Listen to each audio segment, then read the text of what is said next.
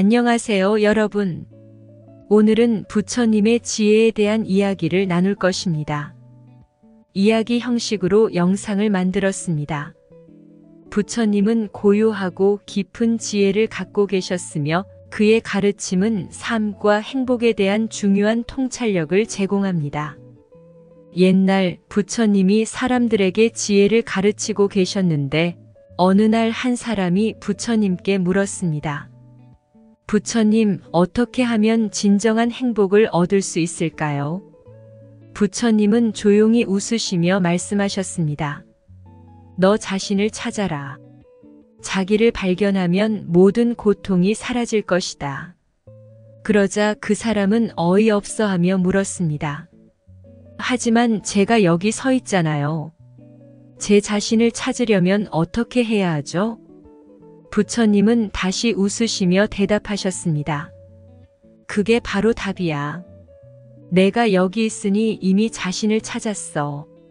이 이야기는 우리가 종종 복잡한 것을 찾지만 진정한 행복은 우리 안에 이미 존재한다는 교훈을 전합니다.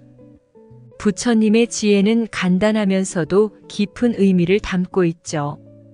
옛날 어느 날 한 사람이 부처님께 찾아와서 큰 고민을 털어놓았습니다.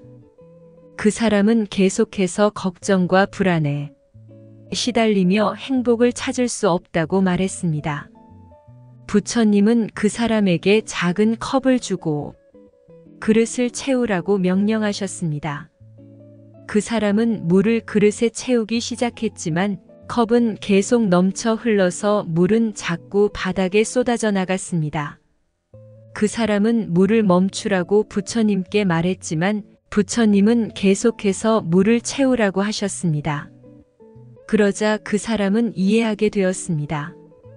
고민과 걱정을 계속해서 채우면 마음은 항상 넘쳐 흘러서 평화를 찾을 수 없다는 것을 깨달았던 것이었습니다. 부처님은 그 사람에게 이렇게 말씀하셨습니다. 마음을 비워두면 평화를 얻을 수 있어. 고민과 걱정을 계속 간직하면 마음은 항상 넘치게 되니 비워두고 현재를 살아가자. 이 이야기는 우리가 고민과 걱정으로 마음을 채우지 말고 현재를 즐기며 평화를 찾아가야 한다는 교훈을 전합니다. 부처님의 지혜는 간단하면서도 깊은 의미를 담고 있습니다. 옛날 한 마을에서 부처님이 강연을 하고 계셨습니다. 그러던 중 한 사람이 나타나서 물었습니다. 부처님, 나는 항상 평화로운 마음을 가지고 싶은데 어떻게 해야 하나요? 부처님은 그 사람에게 작은 유리병과 다양한 크기의 돌멩이를 가져오라고 시켰습니다. 그 사람이 가져오자마자 부처님은 가장 큰 돌멩이를 먼저 유리병에 넣었습니다. 그리고 다음으로 작은 돌멩이, 자그마한 모래, 물을 넣었습니다. 그런데 유리병이 이미 가득 찼고 물이 넣어질 공간이 없었습니다. 그 사람은 궁금해하며 물었습니다. 부처님, 어떻게 이 모든 것을 유리병에 넣었죠?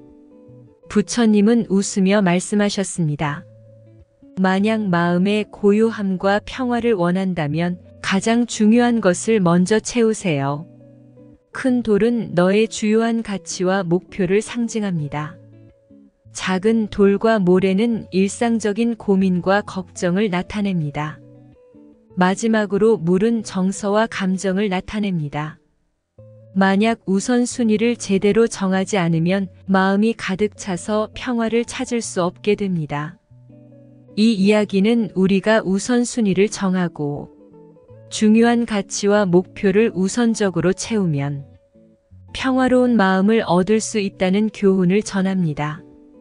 부처님의 지혜는 삶을 조절하는데 큰 도움을 주는 것이었습니다. 한번 부처님이 숲속에서 명상하고 계셨습니다.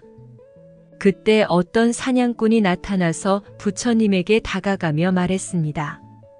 부처님, 저는 오랜 시간 동안 사냥을 하면서 열심히 살아왔지만 행복하지 않습니다. 어떻게 해야 진정한 행복을 찾을 수 있을까요? 부처님은 사냥꾼에게 한 가지 질문을 던졌습니다. 사냥을 할 때 내가 가장 소중하게 여기는 것은 무엇이야? 사냥꾼은 생각한 뒤에 대답했습니다. 내가 가장 소중하게 여기는 것은 사냥한 동물의 가죽입니다. 그것으로 옷을 만들고 팔아서 돈을 벌어먹고 살아가요. 부처님은 다시 말씀하셨습니다. 그렇다면 내가 가장 소중하게 여기는 것을 놓아보는 건 어떨까? 모든 것을 놓고서 숲을 떠나봐. 사냥꾼은 이 말에 의문을 가졌지만 부처님의 말을 듣고 사냥한 동물의 가죽과 모든 것을 떠나 숲을 떠났습니다. 그러자 그는 자연과 조화롭게 생활하면서 진정한 행복을 발견했습니다. 이 이야기는 우리가 소유욕과 욕심을 놓고 내면의 조화와 행복을 찾을 수 있다는 교훈을 전합니다. 부처님은 간단하면서도 깊은 지혜로 인생의 방향을 조언했습니다. 한 번 부처님이 도원에 계셨습니다. 어떤 사람이 부처님께 다가와서 삶의 의미에 대해 물었습니다. 부처님은 그 사람에게 단순한 질문을 던졌습니다. 내가 가장 좋아하는 꽃은 무엇이야? 그 사람은 고민 끝에 답했습니다. 제가 가장 좋아하는 꽃은 연꽃입니다.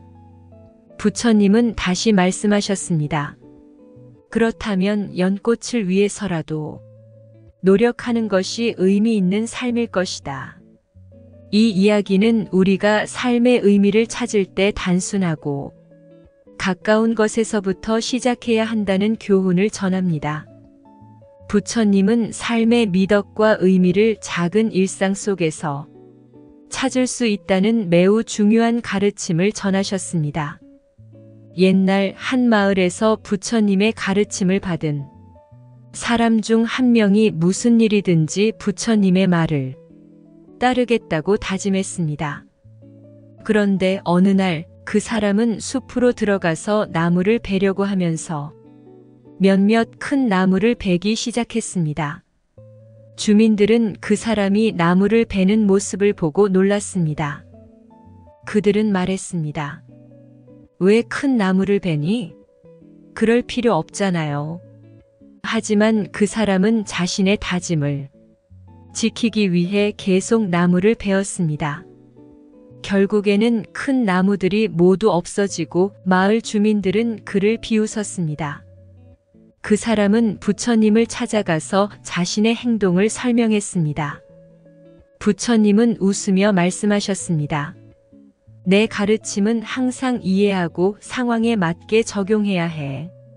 어떤 것은 바꿔야 할 때가 있고 어떤 것은 그대로 두어야 할 때가 있어. 중요한 건 지혜로운 판단을 내리는 것이야. 이 이야기는 부처님의 가르침을 맹목적으로 따르지 말고 상황에 맞게 지혜롭게 판단해야 한다는 교훈을 전합니다. 부처님은 지혜로운 선택을 통해 삶을 조절하라는 가르침을 전하셨습니다. 한 번 부처님이 도시에 강연을 하러 갔습니다. 그곳에서 부처님은 많은 사람들에게 자신을 따라와서 진리를 찾을 것을 권유했습니다. 그러던 중 한 청년이 나타났고 부처님에게 진리를 어떻게 찾을 수 있는지 물었습니다.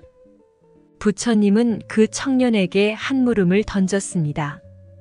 내가 오늘 아침에 어떤 음식을 먹었니? 청년은 고기를 먹었다고 대답했습니다. 부처님은 미소를 지으며 이렇게 말했습니다. 음식을 먹을 때 그것이 어떻게 만들어지고 어떻게 우리 앞에 오는지 생각해봐. 그러면 진리를 찾을 수 있을 거야. 청년은 이 말에 깊이 생각하게 되었고 음식을 만들어내는 과정과 생명의 연결을 깨닫게 되었습니다. 그리하여 그 청년은 부처님을 따라가서 스승의 지혜를 배우게 되었습니다. 이 이야기는 우리가 주변의 일상을 깊이 생각하고 존경하고 감사하는 마음을 가지면 진리를 찾을 수 있다는 교훈을 전합니다. 부처님은 삶의 깊은 의미를 발견하기 위해 세상을 관찰하고 배우라는 조언을 했습니다. 한 번 부처님이 마을을 지나가다가 어린 아이들이 돌멩이를 던지며 조롱을 하고 있던 장면을 보았습니다. 그러자 부처님은 아이들에게 다가가셨고 아이들에게 이렇게 말씀하셨습니다. 돌멩이를 던지기 전에 그 손에 든 돌이 너 자신에게 어떤 영향을 미칠지 생각해봐. 아이들은 부처님의 말에 놀랐고 손에 든 돌이 자신에게 돌아올지도 모른다는 생각에 돌멩이를 던지지 않았습니다. 그리고 부처님은 이어서 말씀하셨습니다. 우리의 행동과 말은 항상 우리 자신과 다른 사람들에게 영향을 미칩니다. 그러니 항상 선한 행동과 말을 가지려 노력하자. 이 이야기는 우리의 행동이 우리와 주변의 사람들에게 어떤 영향을 미치는지를 생각하고 선한 행동과 말을 통해 긍정적인 영향을 주어야 한다는 교훈을 전합니다. 부처님은 상대방을 이해하고 배려하는 마음가짐의 중요성을 가르쳤습니다. 부처님의 가르침을 통해 삶과 행복에 대한 깊은 통찰력을 얻을 수 있었습니다. 그의 이야기를 통해 우리는 어떻게 평온한 마음과 지혜를 찾을 수 있는지 배웠습니다. 이러한 가르침을 우리의 일상에 적용해 보면 불안과 스트레스에서 벗어나고 삶을 더 의미 있게 살아갈 수 있습니다. 부처님의 가르침을 통해 더 평화로운 삶을 살아갈 수 있기를 기대합니다.